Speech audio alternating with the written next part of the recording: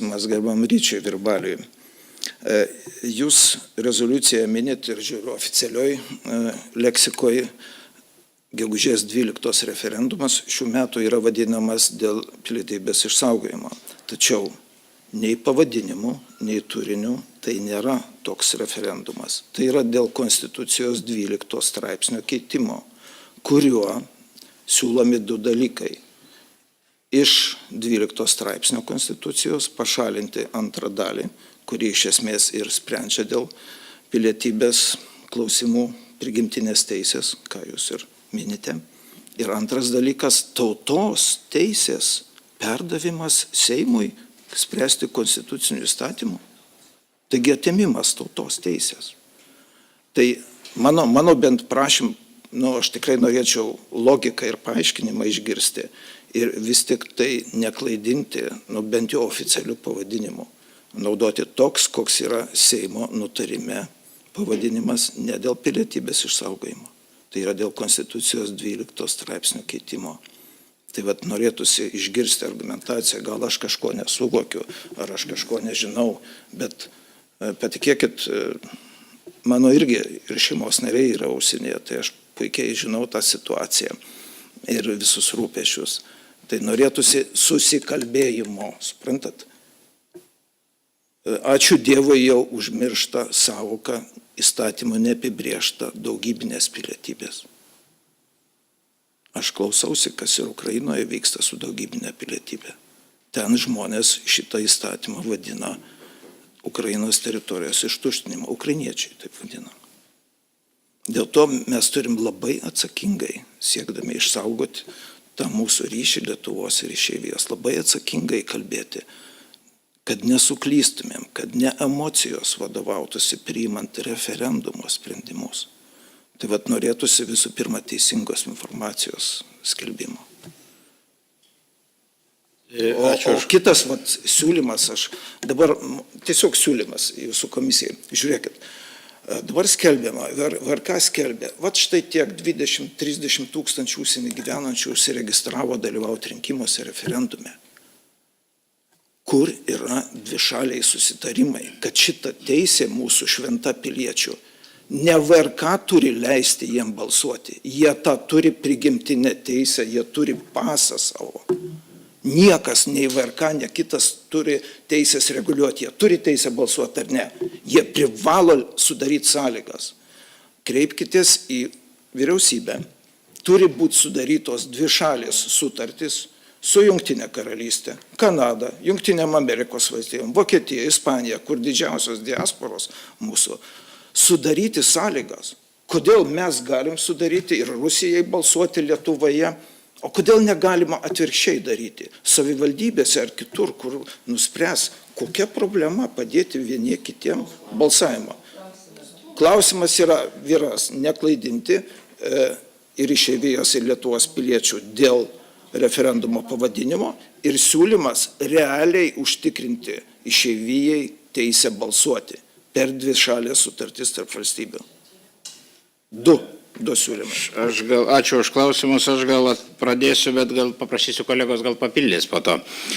Pirmiausia, dėl pavadinimo, tai iš tikrųjų forma yra tokia, kad keičiamas Konstitucijos 12 straipsnis, kadangi Konstitucinis teismas ne vieną kartą yra pasisakęs, kad norint taisyti pilietybės įstatymą taip, kad neprarastų žmonės įgyję kitose šalyse esantis pilietybę, neprarastų Lietuvos pilietybės, tai būtina keisti Konstitucijos 12 straipsnį. Ir todėl šitas referendumas toks ir yra. O mes tiesiog įvardinom, galima sakyti, jo tikslą, to 12 straipsnio keitimo.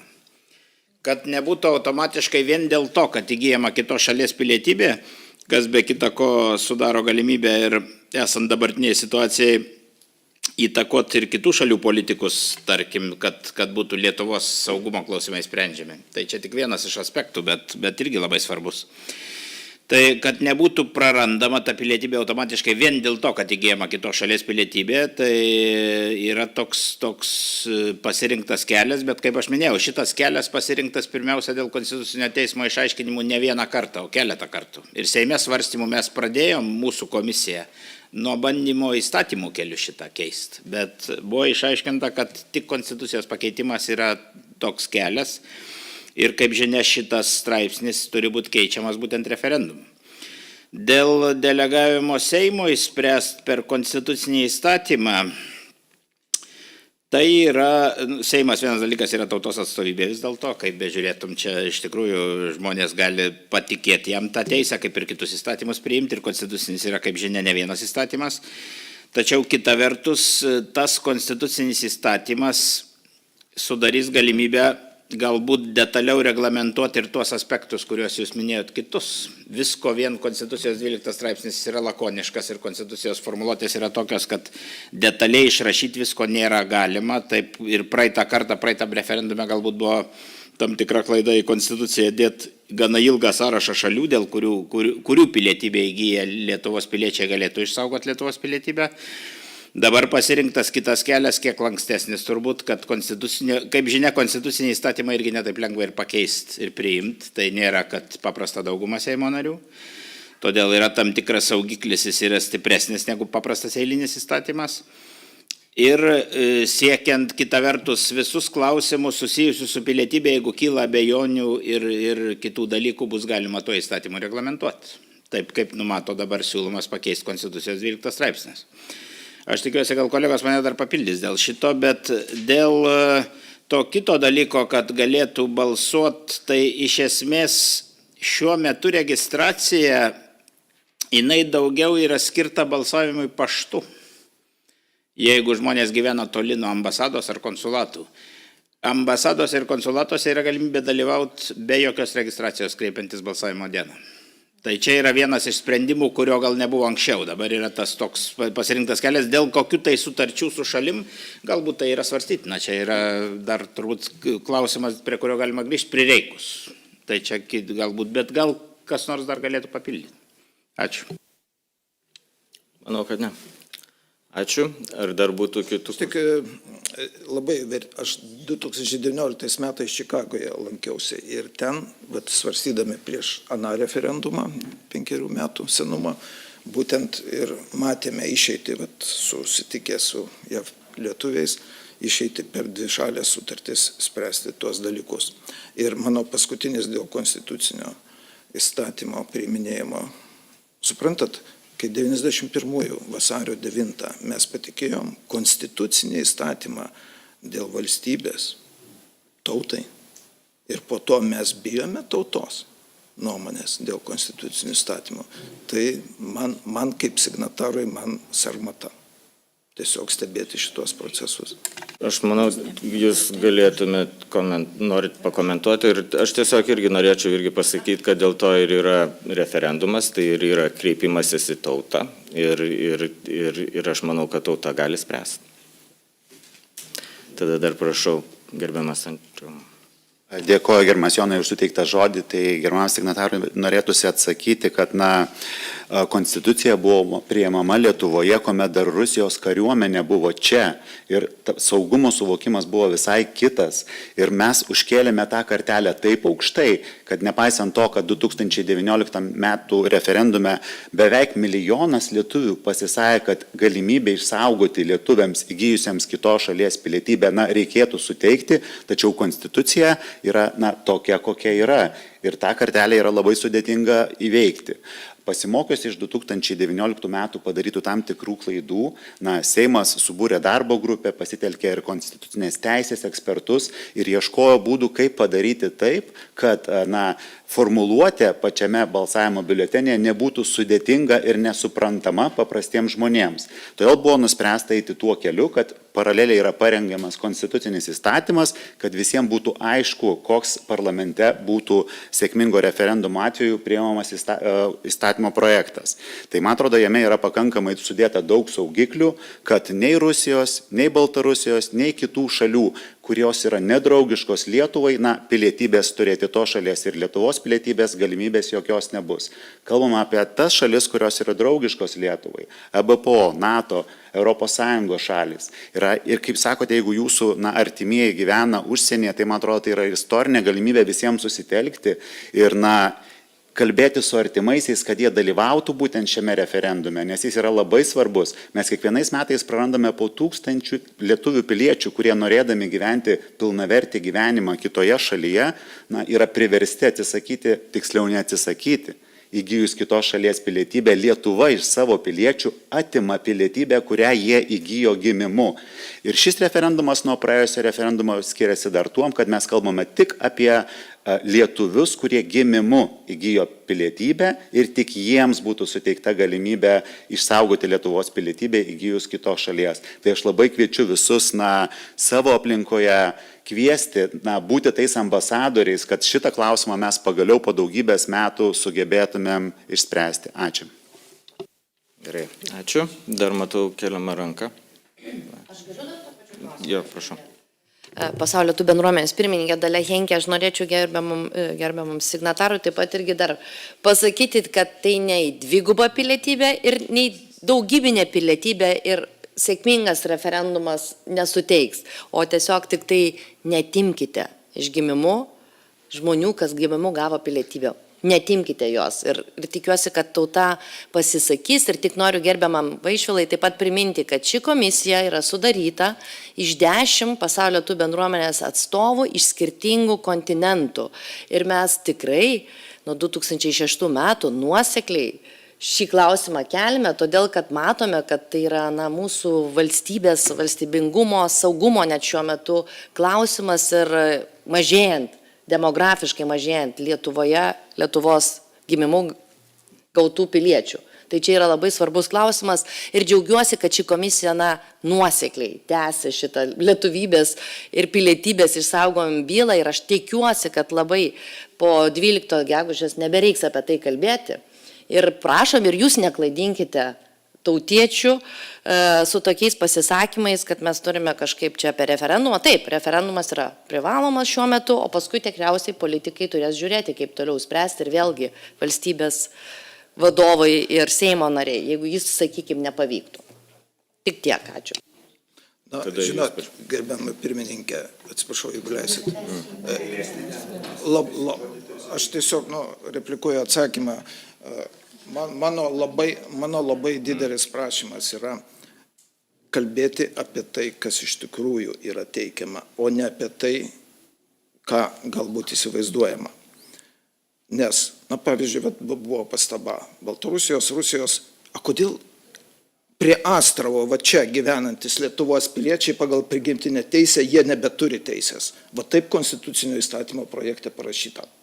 Kodėl? Kuo mes, čia mūsų mažuma, kurią mes privalom šefuoti visapusiškai čia pat už sienos. Ir mes nubraukiam. Negalima šitaip švaistytis tokiais pareiškimais. Čia tie blogi dėl to, kad Baltarusijoje tokia valdžia. Ne, tas pilietis dėl to nekaltas. O konstitucinio įstatymo nepatikėjimas tautai spręsti konstitucinį klausimą, tai yra nepagarba tautai. Dėliokit viską. O kodėl pavyzdžiui, konstitucinis įstatymas buvo dėl prezidento institucijos įstatymo? Lietuvos aide, visas puslapis, visas įstatymas pateiktas. Kodėl konstituciją mes nebijojom? Kodėl ne vienu sakiniu priėmėm konstituciją? Visas tekstas balsavimai buvo pateiktas. Kodėl bijoma pateikti konstitucinį įstatymą? Ne įstatymas, jis projektas. Aš norėčiau šiek tiek sustabdyti dabar jau šitą diskusiją, pereiti prie kito klausimo ar komentaro. Prašau, ponia, gal galėtumėt prisistatyti? Teisininkė dr. Nendrė Černiauskienė, stebėtojų gildijos asociacijos vadovė, pirmininkė. Tai ačiū Jums, kad keliate visus aktualius klausimus susijusius su užsienio lietuviais bendruomenė, diaspora. Labai apgailestaujame dėl tokio galbūt neįtin mandangaus jūsų kolegų draudimo turėti teisę klausti ir pasisakyti. Tai aš tik tai galbūt apibendrinsiu. Šalis gali būti ir draugiškos, ir nedraugiškos, tačiau diaspora nėra kalta dėl politinių vėjų. Kaip saugosime visų pasaulio lietuvių teisę būti lietuviais, jei atiduosime spręsti teisę kas gali būti lietuviu Seimui? Toks ir būtų klausimas. Aš manau, kad čia yra kalba ne apie spręsti klausimą, kas gali būti lietuviu, nes mes kalbame apie Lietuvos pilietybės išsaugojimą tiek, kurie yra gimę Lietuvoje ir išvykdami ją gali prarasti. Tai aš tiesiog nelabai supratau jūsų klausimą. Apie Lietuvos Respublikos piliečius ir apie Lietuvos pilietį klausimas. Ar nuleisime teisę spręsti pagal politinį vėją, ar vis tik tai visi pasaulio lietuviai turi teisę būti ir turėti pilietybę? Taip, mes sakytume taip. Tačiau aš manau, kad vis dėlto atsižvelgiant į pasaulinio, šiandienos pasaulio realijas, aš manau, kad ir į tas grėsmes, kurios yra, tai aš manau, dėl to ir yra tas reikalingas kažkoks institutas, kuris galėtų kol kas spręsti iš tikrųjų, kurių valstybių, į kurias valstybės išvykę Lietuvos piliečiai galėtų išlaikyti tą Lietuvos pilietybę. O kur buvo kalba apie Baltarusiją, tai tie žmonės, jie neišvyko iš Lietuvos, jie ir dabar nėra Lietuvos piliečiai. Ir mes nekalbame apie Lietuvos pilietybės suteikimą, apie išsaugojimą. Prašau. Algirdas Endriukaitis, signataras. Problema ne ta, kaip čia sako, nustatyti. Procedūra yra. Tauta niekis, o Seimas 141 narys, kurių kai kurie kalėjime jau sėdi ir į posėdžiuose dalyvauja, kurių pritarimas paskutiniais duomenimis Seimui Lietuva pritarė 10,1% ir jam pavedam dirbti. Tai kas valdo ir kas šeimininkauja? Aš manau, kad referendumas tai yra numatyta ir Lietuvos konstitucijoje, ir Lietuvos piliečių teisė. Ir šičia, kurie ir naudojasi, ir Seimas, ir mes, kurie inicijavom šį referendumą ir rėmėm. Ir tai ir yra klausimas tautos. Mesgi klausiam tautos. Tekstų nėra. Tai jisai yra, jisai yra tekstas. Nėra tekstų. Taip. Seimas reiškia. Kodėl neteikiamas įstatymas balsavimas? Dar prašau sureaguokit tada. Dėkoju dar kartelį už suteiktą žodį ir tikrai čia visiems žodis yra suteikiamas, labai prašau neklaidinti, tiesiog yra pirmininkaujantis, kuris suteikia visiems žodį. Įstatymo projektas, konstitucinio įstatymo projektas yra įregistruotas ir su juo susipažinti gali bet kuris, ne tik Lietuvoje gyvenantis lietuvis, bet ir visame pasaulyje, bet kuris. Jis yra įregistruotas. Tačiau jo svarstymas nėra galimas tol, kol nepakeistas Konstitucijos 12 straipsnis. Todėl ir negalima. Jūs kritikuojate pačias priemonės, bet tikslas yra visiems aiškus. Ir čia lyderystę savo parodė pasaulio lietuvių bendruomenė, nes būtent ji ir buvo tik už tai, kad gimimu įgyja lietuviai Lietuvos Respublikos pilietybę, įgydami kitos šalies pilietybę, ją galėtų išsaugoti. Taip, buvo kalbų apie daugybinę pilietybę, dvigubą pilietybę, tačiau šis referendumas ne apie tai. Šis referendumas apie mūsų žmonės, kurie gimė lietuviais, turi Lietuvos pilietybę ir nori gyventi pilnavertį gyvenimą kitoje šalyje. Nes priešingų atveju, ir Lietuvoje užsieniečiai negali valstybės tarnyboje dirbti, jokių būdų negali kandidatuoti į parlamentą ar būti prezidentais, tai yra tam tikri apribojimai. Tai mes netimkime iš savo bendrapiliečių, kurie nori užsienyje gyventi pilnavertį gyvenimą ir išsaugoti ryšį su Lietuva tokios galimybės. Ačiū. Kolega Algirdas Endriukaitis pasakė, tautos sprendimu norima perduoti Seimui, kuris neturi visiškai pasitikėjimo. Vat štai, kur yra bėda. Aš gal Konjunktūriškai pagal Seimą. Tas geras, tas blogas. Tautos teisė yra šventa, ji konstitucija. Taškas. Nereikia apgaudinėti tautos. Aš manau, mes Nė vienu išklausėme atveju. nuomonių ir aš iš tikrųjų norėčiau šią diskusiją baigti kol kas. Kita tema klausimų ar komentarų.